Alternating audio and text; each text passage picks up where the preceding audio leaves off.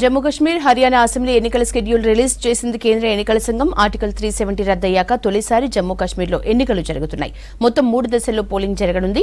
హర్యానాలో ఒకే విడతలో ఎన్నికలు నిర్వహించనుంది ఈసీ. మరోవైపు 2 రాష్ట్రాల ఎన్నికలపై అన్ని రాజకీయ పార్టీలు సానుకూలంగా స్పందించాయి.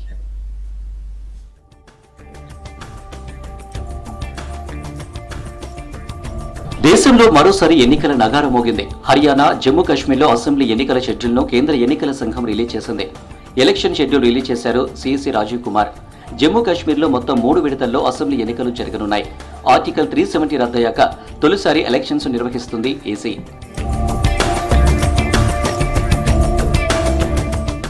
జమ్మూ కశ్మీర్లో 3 దశల్లో 90 అసెంబ్లీ సీట్లకు ఎన్నికలు నిర్వహించనుంది ఈసీ. సెప్టెంబర్ 18న మొదటి విడతలో 24 స్థానాలకు పోలింగ్ జరగనుంది. సెప్టెంబర్ 25న సెకండ్ ఫేజ్లో 26 ఎమ్మెల్యే సీట్లకు ఎన్నిక నిర్వహించనుంది. అలాగే అక్టోబర్ 1న చివరి విడతలో 40 స్థానాలకు పోలింగ్ జరగనుంది. అక్టోబర్ 4న జమ్మూ కాశ్మీర్ అసెంబ్లీ ఎన్నికల ఫలితాలు వెలువడతాయని తెలిపింది EC. After a long gap, the elections are due and going to be held in J&K and in time in Haryana. Elections in J&K will be held in 3 phases, much shorter than even the parliamentary elections, which were 5. 20th of August, just the next day of the Amarnath Yatra being complete, the 19th, would be the date of notification for the first phase. హర్యానాలో మొత్తం 90 assembly స్థానాలకు ఒకే విడతలో polling జరగనుంది. October 1వ తేదీన polling నిర్వహిస్తున్నట్లు EC తెలిపింది.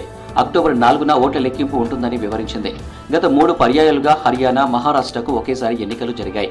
ఈసారి జమ్మూ కాశ్మీర్ ఎన్నికలు ఉండడంతో భద్రతా కారణాలతో వేరువేరుగా నిర్వహిస్తున్నట్లు ఈసీ వెల్లడించింది.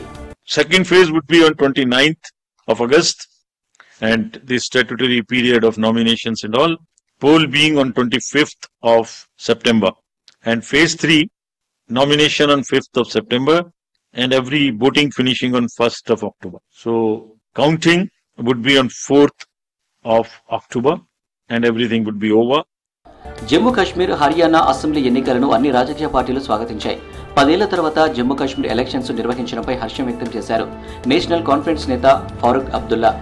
ఎన్నికల షెడ్యూల్ రిలీజ్ కు ముందు జమ్మూ కాశ్మీర్లో భారీగా బదిలీలు జరిగాయన్నారు. దీనిపై ఈసీ దర్యాప్తు చేపట్టాలని డిమాండ్ చేశారు ఫారూక్ అబ్దుల్లా. मैं सिर्फ इलेक्शन कमीशन से ये उम्मीद करूंगा, जो बहुत जरूरी है, कि लेवल प्लेइंग फील्ड सबको दें, सब पार्टीज को, ये नहीं कि एक को ज्यादा दे देंगे. और खासकर जो इन्होंने ऑफिसर्स को रातों रात चेंज किया है, इसका मतलब इन्हें मालूम था कि अनाउंसमेंट आएगा. मैं चाहता हूं कि इलेक्शन कमीशन इसको भी देखे. జమ్మూ కాశ్మీర్, హర్యానా ఎన్నికలకు కాంగ్రెస్ సిద్ధంగా ఉందన్నారు ఆ పార్టీ నేత పవన్ ఖేరా. ఎర్రకోట నుంచి 1 నేషన్ 1 ఎలక్షన్ అని చెప్పిన మోదీ ఓటమి భయంతో 2 రాష్ట్రాలకే నోటిఫికేషన్ ఇచ్చారన్నారు. अब कल ही तो प्रधानमंत्री बोले थे कि 1 नेशन 1 इलेक्शन, अभी क्या हुआ? ये तो अभी 2 ही राज्यों में करा पा रहे हैं, 4 में ही नहीं करा पा रहे इकट्ठा. तो ये कारण हमें नहीं समझ में आया. अब आज हारे या कल हारे, हार तो इनको निश्चित है इनके लिए.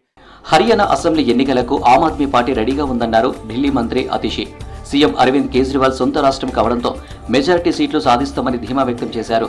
కేజ్రీవాల్ జైలు నుంచి విడుదలయ్యాక పొత్తులపై నిర్ణయం తీసుకుంటారన్నారు అతిషి.